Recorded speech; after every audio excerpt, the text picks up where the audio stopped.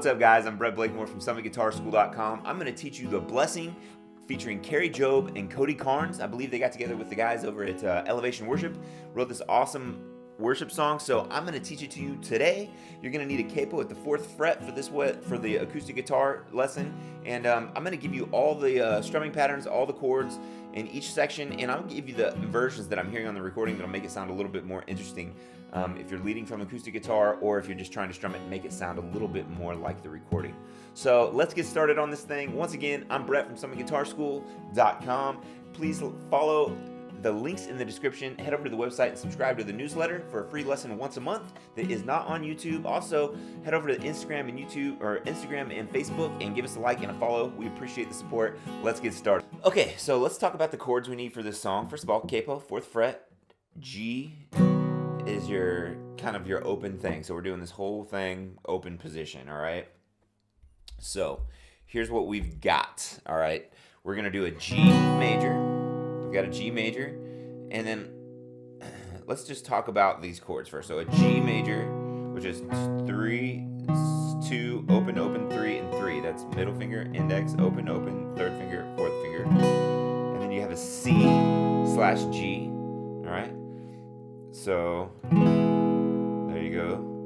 And that is, it's just a fuller sounding C chord as far as relative to the capo. So your 3rd finger goes on the 3rd fret, 6th string, pinky on the 3rd fret, 5th, middle on the 2nd fret, 4th, open, 1st finger on the 1st fret, 2nd string. And you strum all 6. It's a bigger sounding C. You could just do the regular C if you would like, or C add 9, but I'm going to teach it with this bigger sounding C chord.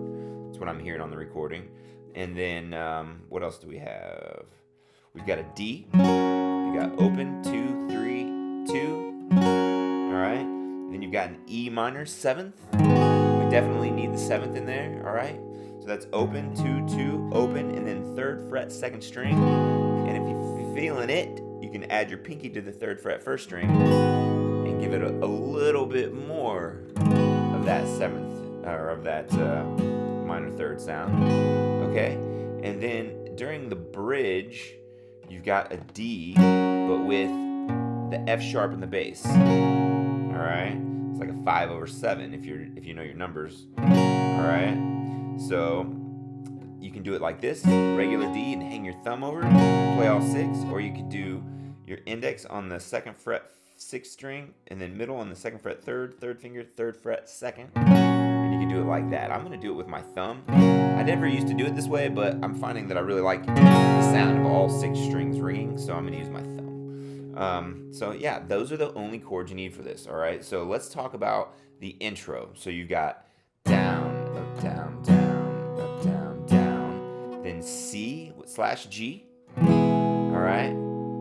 That's, and then you go G, down, down, up, D, down, down, up, G, down, down, up, down. All right, so I'll do that again. Down, this is the intro, down.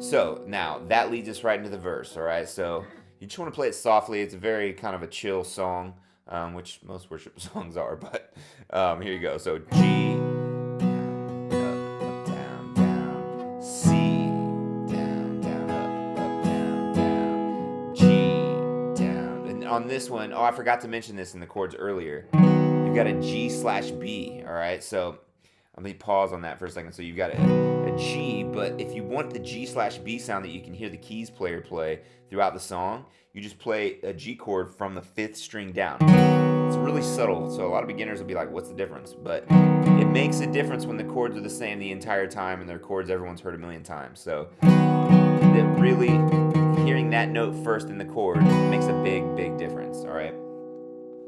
So, yeah, so you just get your G chord and then strum from the index down. All right, so let's go through that verse again. I almost forgot to tell you guys that. So you got G, down, down, up, down, down, then C/G, and then G/B to D, minor 7th, down, down, down, up, down, down, to C slash G, G slash B, down, down, up, D, down, down, up, G, down, down, up, down, down. Then you go to the C slash G again, and that takes you into another verse, which is the exact same thing. All right, you have to remember when you do the G to D to G at the end of those verses, G, down, down, up, D, down, down, up, G, down, down, up, down, down. Okay, so you do that twice. All right, so at the end of the verse, you do the G, D, G, down, down, and then you go to the C again, C, down, down, up, down, down, and then your chorus, E minor 7th, down, down, up, down, down, to C, down, slash G, G slash B, to D. You can throw in the F sharp if you want it, and then E minor, C, G slash B,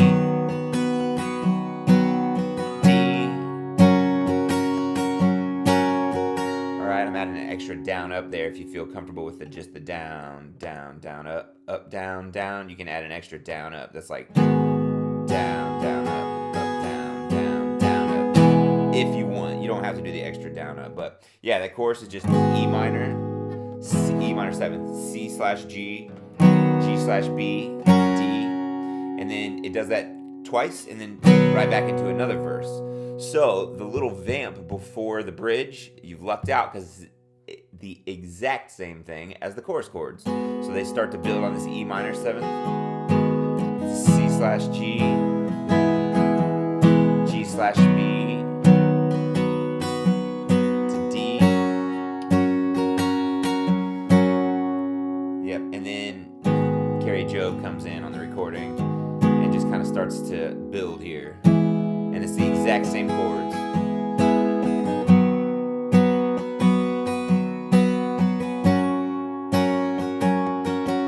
And then as they get bigger, they get louder. So you gotta really remember dynamics in worship music because there isn't a whole lot going on chord-wise. And then D slash F sharp to start building.